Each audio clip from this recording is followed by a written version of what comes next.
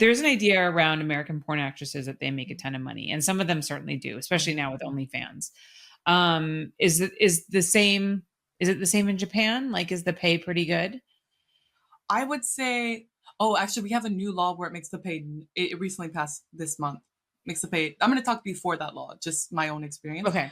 I would say it's not worth it. You will make a lot of money, but it's only for a set amount of time. And eventually, if you don't get popular, you won't, like it in the American industry too. You're not going to make any money or get any offers. And after that, what are you going to do? Because you've essentially locked yourself out of any other career choice. But as far as per film, we'll make anywhere from like 2,000 to, on the high end, maybe 4,000. But in Japan, we have these things called agencies, and the agencies will take anywhere from 50 to 70% a cut, and then you have to pay taxes twice because there's two kinds of taxes in Japan. There's like an income tax that the company takes on top of that, and then some kind of like country tax afterwards that you pay on your own afterwards. And a lot of girls, they don't pay that country tax later, essentially like evading taxes, but I pay both. So it was a really big cut for something that was working. Yeah.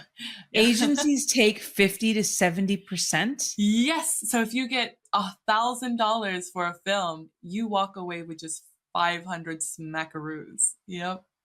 How is that? How? And you cannot survive in the industry. Yeah.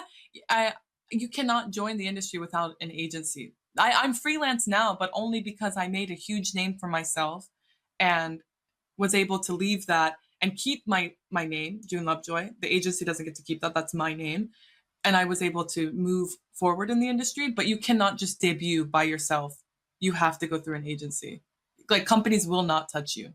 When I say companies, I mean studios. Interesting. I mean, it's not exactly the same here. It's definitely easier to start with an agency.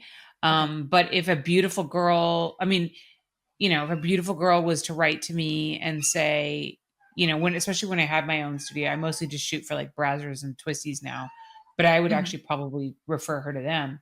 If she sent me an email and was like, I want to do porn, and she was gorgeous, I would like totally book her on my own. I wouldn't need an agency, or like a studio might sign her because nice. So you can definitely, but it is easier to start with an agency, just also too, because for a multitude of boring reasons, but you could definitely start on your own. It would just be harder. But you're saying like studios will not hire you if you don't. They will not touch you at all. I would honestly say 99.9% impossible to start without an agency, because agencies are really afraid of being flaked on. Like, say they have like the studio, they get all the actors, the makeup artists, they poured all of this money, and the girl just doesn't show up. Well, if she's through an agency, they can demand the money from the agency, and it's easier to demand thousands of dollars from a big company than from one girl who just ghosted you. Oh, interesting. Okay, so the agency actually pays the losses, because that doesn't happen here. Okay. Yes. That doesn't happen here. If a girl doesn't show up to set, the agent's like, oh, well, my God, what's sorry. the point? Yeah, and there was only one agency that would actually pay like some kind of kill fee. Okay.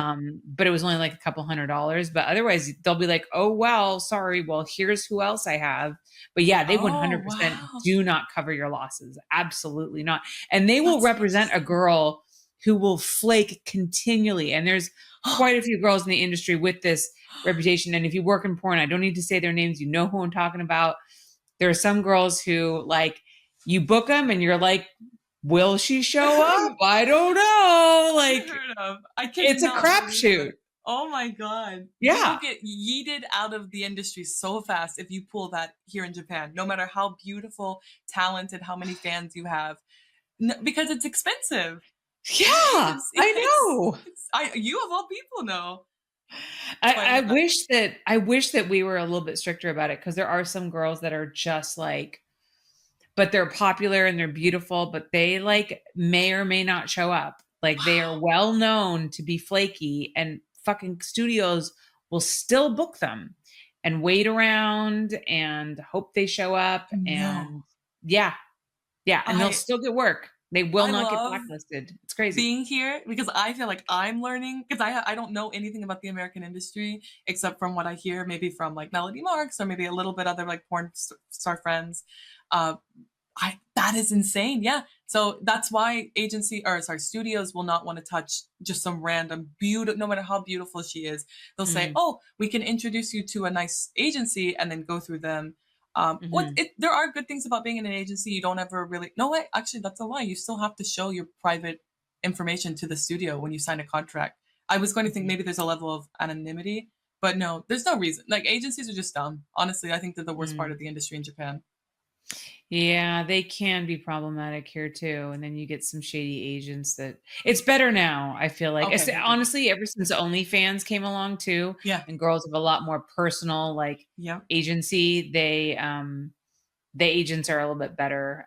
There's a couple of In really Japan good too. ones, but there's a couple of ones that are like even like I hesitate booking girls from that agency because I'm just like, Oh, and like I don't know. But I still think 50 to 70% is cuckoo. But if they're paying the full like that's true. kill The fee losses. for the day, Mm, like that makes more sense to me because that yeah. definitely does not happen here.